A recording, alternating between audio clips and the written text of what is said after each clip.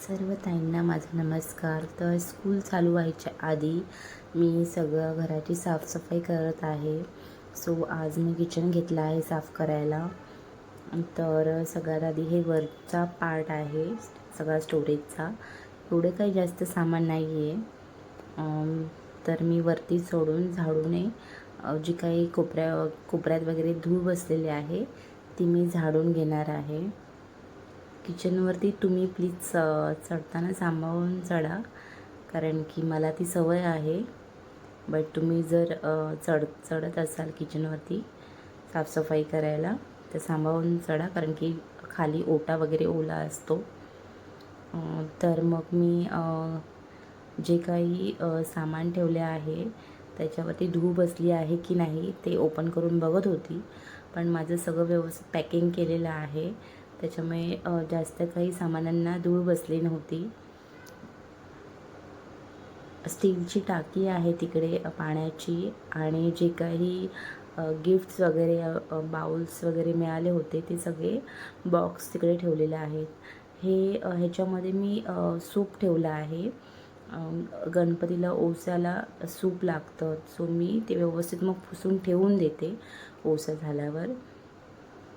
त्याच्यानंतर हा जो खालचा डॉर आहे त्याच्यामध्ये मी सगळं साबणाचं स्टोअर करून ठेवते. जे काही आपले कपड्याचे साबण असतात, कोलगेट, पुन्हा ब्रश वगैरे असतात कपड्याचे, ते मी सगळे इथे स्टोअर करून ठेवते. आपली भांडी घासायची घासणे आणि व्हील पावडर, सर्फ एक्सेल वगैरे सगळे मी एका डब्यात मिक्स करते, 2-3 पावडर, आणि इथे ठेवून देते. त्याच्यानंतर जिथे जिथे मला धूळ आहे असं वाटत होतं तिथे प्रत्येक ठिकाणी कोपऱ्यातून मी झाडून घेते. छोट्या छोट्या जाळ्या अशा कोपऱ्याला आल्या होत्या, तर जसं जमेल तसं मी माझ्या परीने झाडूने ते झाडत होती.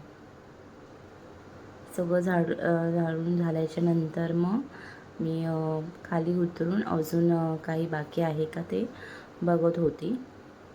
पण मोस्टली झालं होतं वरचं सगळं झाडून, आणि खूप गरमसुद्धा होत होतं. पण तरी पण मला माझं काम पूर्णच करायचं होतं. नंतर मी मग ते जे समोरचं ठेवलेले डबे होते ते साफ करायला घेते. ह्या समोर जे 3 डबे ठेवले आहेत त्यांना मी बहिणीच बोलते एकमेकींच्या, कारण की ते डबे डाळीचे आहेत. मुगाची, मसूरची आणि तुरीची डाळीचे ती 3 डबे आहेत. नंतर थोड्याशा मागच्या साईडला त्या प्लास्टिकच्या डब्यात सुकी मच्छी भरून ठेवलेली आहे. मी साफ करूनच ठेवून देते, कारण की ह्या डब्यामध्ये, कारण की जेव्हा पण पटकन लागते तर मग बनवू शकतो. ह्या डब्यात माझं राय, जिरा, हळद हा त्याचा डब्बा आहे. त्याच्यानंतर हा एक आहे तो खोबरं नाहीतर मग पापड वगैरे सर्कलमध्ये, त्या सर्कलच्या चप्पट डब्यामध्येच मी ठेवून देते. नंतर मग ते व्यवस्थित सगळं जो कडप्पा आहे ती लादी मी व्यवस्थित सगळी पुसून घेते. आणि मग तो फडका जो आहे तो सारखा मी धुत होती, जेणेकरून त्याला जी काही धूळ लागलेली आहे ती निघून जावी म्हणून. त्याच्यानंतर त्याच्या खालचा हा भाग आहे. इथे सगळे मला जे रेग्युलर लागतात जेवण बनवायला त्या वस्तू मी ठेवलेल्या आहेत. मोस्टली डाळ, भात, भाजी, चपाती हे बनवण्यासाठी ज्या वस्तू लागतात त्याच मी माझ्या जवळ आणि समोर मिळतील अशा ठेवलेल्या आहेत. त्याच्यानंतर सगळे डबे काढून मी ही जागासुद्धा अशी व्यवस्थित पुसून घेते.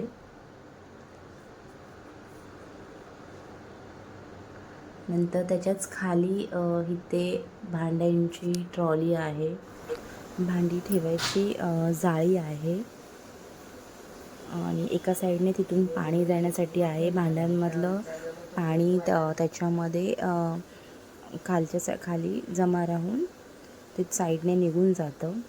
पण ती वीकमधून एकदा तरी आपल्याला व्यवस्थित घासावी लागते, कारण की मग पाणी जाऊन वगैरे ते कोपऱ्यामध्ये थोडंफार चिकट होऊन जातं. त्याच्यामुळे आपल्याला ते व्यवस्थित वीकमधून एकदा तरी घासावी लागते. आणि ही ताटं ठेवण्यासाठी जागा आहे त्याच्यामध्ये जास्त मोठी ताटं नाही आपण ठेवू शकत. मीडियम ताटं किंवा जे काही बशा वगैरे आहेत त्या राहू शकतात.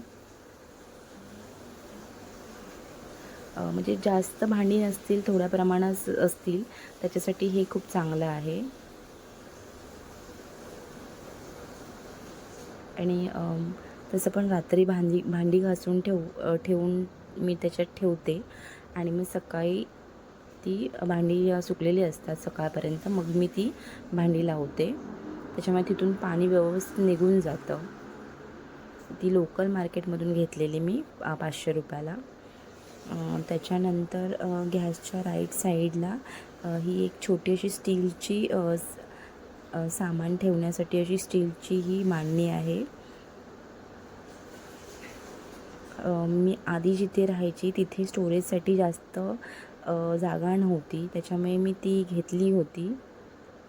सो आता मी ती एका साईडला ठेवते आणि सकाळच्या घाई गडबडीत मला जे काही वस्तू लवकर लागतात त्या मी त्या साईडला ठेवते.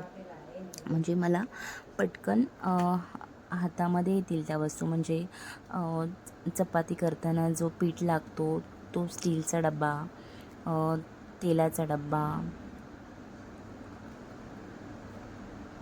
मी ह्या साईडला सगळं हे पण काढून घेते आणि व्यवस्थित ती जागा पुसून घेते. एव्हरी सॅटर्डेला मी ओट्यावरचं सगळं हे मांडणी वगैरे काढून व्यवस्थित पुसते.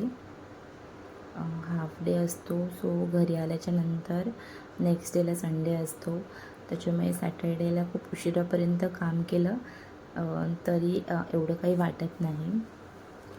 नंतर शेगडी वगैरे मी व्यवस्थित घासून पुसून घेते. सकाळी चपात्या बनवताना तेल वगैरे सगळं उडालेलं असतं, त्याच्यामुळे वीकमधून एकदा व्यवस्थित ते कोपऱ्यातून ते तेल काढलं तर मग शेगडी खूप छान दिसते. त्याच्यामुळे मी एव्हरी सॅटर्डेला ती व्यवस्थितच घासते. रोजच्या ह्याला मला एवढा वेळ नाही मिळत की तर नुसती पुसून घेते, पण एव्हरी सॅटर्डेला मी व्यवस्थित तिला घासूनच घेते. आणि त्याच्यात शेगड्या वगैरे पण आहेत. दूध वगैरे कधी सांडतं तर त्या काळ्या होतात, त्याच्यामुळे गॅस मला खूप व्यवस्थित लागते. सॅटर्डेला किती उशीर होऊ दे मी घासूनच घेते. त्याच्यानंतर बेसिंग तर मी एव्हरी डेलाच घासते, कारण ती सवयच झालेली आहे. ते चिकटपणा किंवा न घासलेलं असेल असं आठवलं तरी काम करावं असं वाटत नाही मग तिथे. सो ती एक सवयच झाली आहे, त्याच्यामुळे बेसिंग तर मी एव्हरीडे घासतेच. आणि समोर मी एक छोटासा ब्रश ठेवला आहे जो आम्ही यूज नाही करत. कोपऱ्यातून कधी कधी चिकटपणा असतो आणि ही छोटीशी जी पाणी जायची जाळी आहे तिथे पण असं चिकटपणा जाऊन असं कधी कधी पाणी थांबतं, मग तर तिला पण व्यवस्थित मी अशी घासून घेते.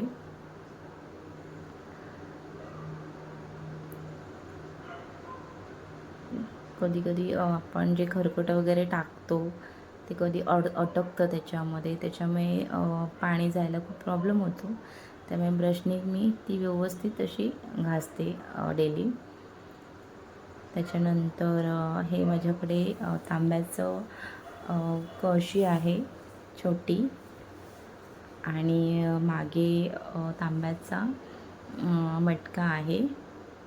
त्याला प्लास्टिकचं नळ बसवलेलं आहे. आधी त्याला तांब्यासारखाच नळ होता, पण त्याच्यातून पाणी टपकत होतं, त्याच्यामुळे मी नंतर चेंज करून प्लास्टिकचा नळ बसवला. एव्हरी सॅटर्डेला माझं हे काम असतंच, तांब्याची सगळी भांडी घासून व्यवस्थित पुन्हा चांगलं फ्रेश पाणी भरून ठेवते. वीकमधून एकदा मी घासतेच सॅटर्डेला, त्याच्यामुळे हे एवढं काळं पडत नाही. पण खूप दिवस झाले जर नाही घासलं तर ती पूर्ण त्याचा रंग चेंज झालेला असतो पूर्ण. मग ते घासायला पण खूप प्रॉब्लेम होतात आणि लवकर निघत पण नाही त्याचा काळपटपणा. त्याच्यामुळे वीकमधून एकदा जरी घासले ना तर मग ती पटकन साफ होते. आणि मग नेक्स्ट डेला संडे असतो, त्याच्यामुळे सॅटर्डेला मला हे सगळं फ्रेश पाणी भरूनच ठेवावं लागतं संडेला पूर्ण दिवस यूज करण्यासाठी. कारण आमच्या इथे आफ्टरनूनला पाणी जातं, त्याच्यामुळे जे काही संडेची कामं आहेत ते पण सकाळी लवकर उठून करावी लागतात. आणि फ्रीजमध्ये तशा पाण्याच्या बाटल्यासुद्धा भरलेल्या असतात, त्याच्यामुळे मी जास्त पाण्याचं स्टोरेज करत नाही. जेवढं जेवणापुरतं आणि पिण्यापुरतं पाणी लागतं तेवढंच मी भरून ठेवते. जास्त स्टोरेज ठेवत नाही पाण्याचं, कारण इव्हिनिंगला परत पाणी येणारच असतं.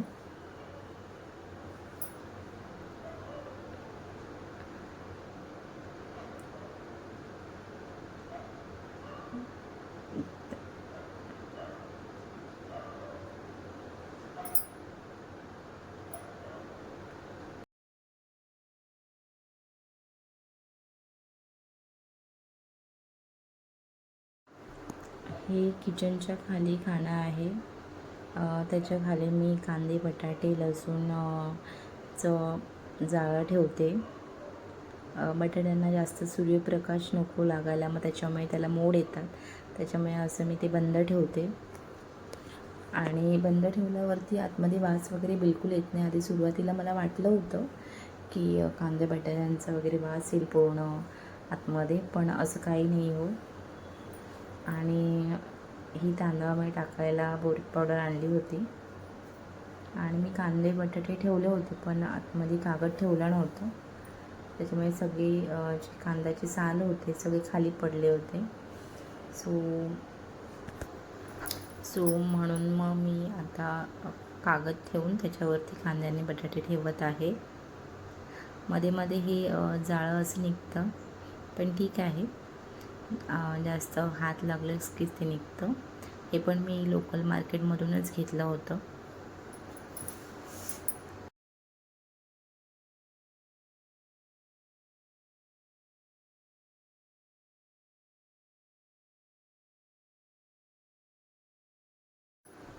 नंतर मी ज्या वस्तू सगळ्या काढल्या होत्या त्या परत व्यवस्थित ठेवते.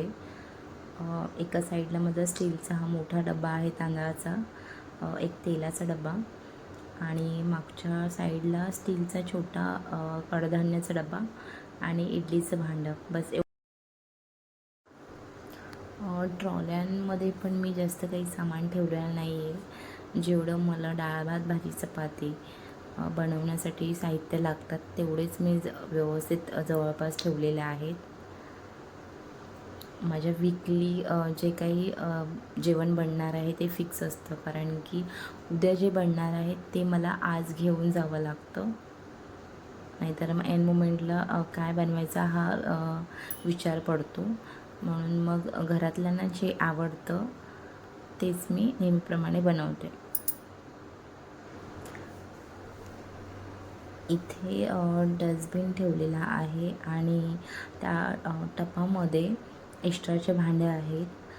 या लाल बास्केटमध्ये एक्स्ट्राच्या पिशव्या आणि थोडी कागदं आहेत, जी कधी इमर्जन्सीला तेल वगैरे सांडल्यावरती आपण ती कागदं आपण यूज करू शकतो, म्हणजे फडका जास्त खराब नाही होणार, म्हणून ते मी ठेवलेले आहेत.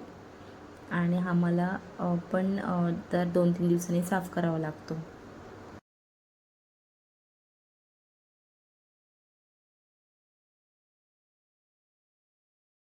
तर हा होता माझा किचनचा साफसफाईचा छोटासा व्हिडिओ.